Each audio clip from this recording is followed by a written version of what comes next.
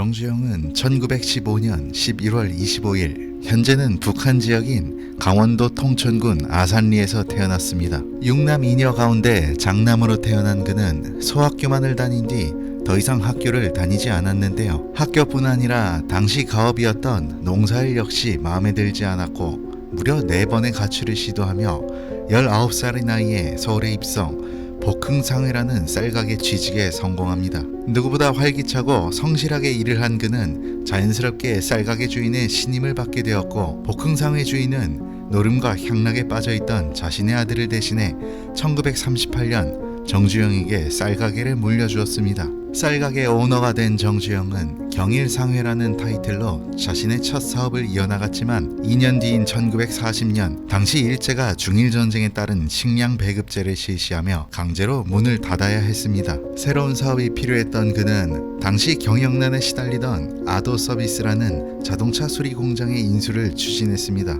자신의 모든 재산에 더해 대출까지 받은 상황, 정주영의 열정과 신용 덕에 파리를 날리던 정비소는 일거리로 넘쳐났고 약 한 달 만에 빌린 돈을 갚을 수 있었습니다. 모든 것이 잘 풀리는 것처럼 보였던 그때 한 직원의 실수로 공장에 화재가 발생했고 공장과 수리하던 대부분의 차가 불에 타버렸습니다. 하지만 쌀가게에서 일할 당시 그의 성실한 인품을 눈여겨본 한 사람이 정주영에게 재기할 수 있는 돈을 빌려주었고, 그는 신설동의 빈 공터에서 다시 자동차 정비업을 시작했습니다. 워낙 혼란스러운 시기였기에 제대로 된 사업을 진행하기 힘들었던 시기, 1945년 마침내 일제가 물러났고 이듬해 4월 현대그룹의 모체라고 할 수 있는 현대자동차공업사를 설립할 수 있었습니다. 그리고 1947년 5월 건설업이 활황이 될 것이라는 시대의 흐름을 읽은 정주영은 현대터건사를 세우며 건설업에도 진출하게 되었습니다. 정평이 나 있던 본인의 성실함과 한국전쟁 당시 통역장교로 복무했던 동생 정인영의 도움으로 주한미군 관련 공사들을 상당 부분 수주하며 사업을 급속도로 팽창해 나갔습니다. 승승장구하던 정주영에게 닥친 또 다른 시련, 한국전쟁 당시 파괴된 낙동강의 고령교 복구 사업이었습니다. 현재 비용으로 약 550억 원이 투입되는 대규모 공사였는데 경험과 장비 부족으로 공사 진척은 더뎠고 사망사고까지 일어났으며 계속 불어나는 공사비에 결국 회사 전체의 위기로까지 번졌습니다. 모든 직원, 심지어 자신의 동생들까지 전부 반대하며 이 공사에서 철수해야 한다고 주장하던 상황, 정주영은 이와 같은 말을 남기며 계속해서 공사를 이어나갔습니다. 사업하는 사람은 첫째도 신용, 둘째도 신용이야. 인부들의 급여를 위해 막대한 사채를 쓰고 자동차 수리 공장을 팔고 심지어 동생들의 집까지 팔아가며 어떻게든 공사를 완성시킨 정주영.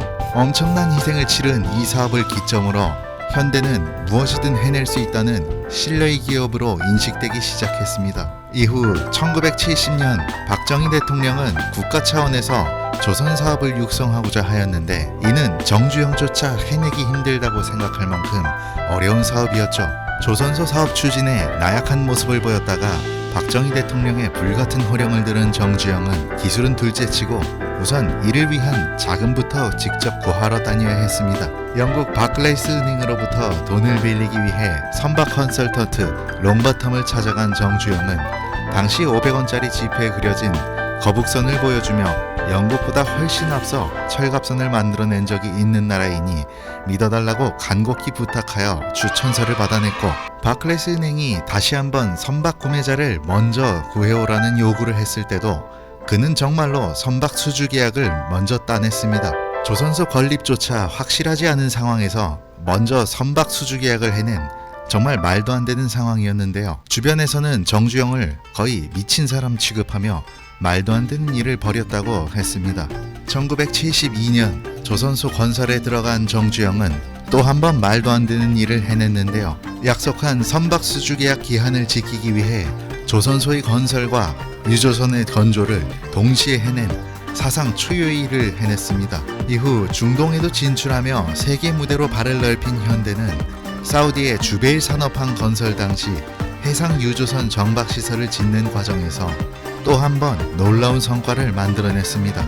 공사 기일을 단축하기 위해 400톤 중량의 재킷을 울산에서 제조 후 12,000km를 운반하는 초대형 운송 작전을 벌였고 이후 정교한 조립 과정까지 완벽하게 해내며 정교함과 속도면에서 세계의 전문가들조차 깜짝 놀라게 만들었습니다. 그리고 수십 년간 계획만 잡혀있던 난이도 최상급의 서산 간척 공사를 성공시키기도 했는데요. 약 10km에 이르는 대형 제방의 완성까지 270m만 남은 상황이었지만 물살이 워낙 거세어 난관에 부딪혔는데요. 그는 버려진 대형 유조선에 바닷물을 가득 채운 뒤 가라앉혀 방파제 역할을 하였고, 그렇게 물막이 제방 공사를 완성해냈습니다.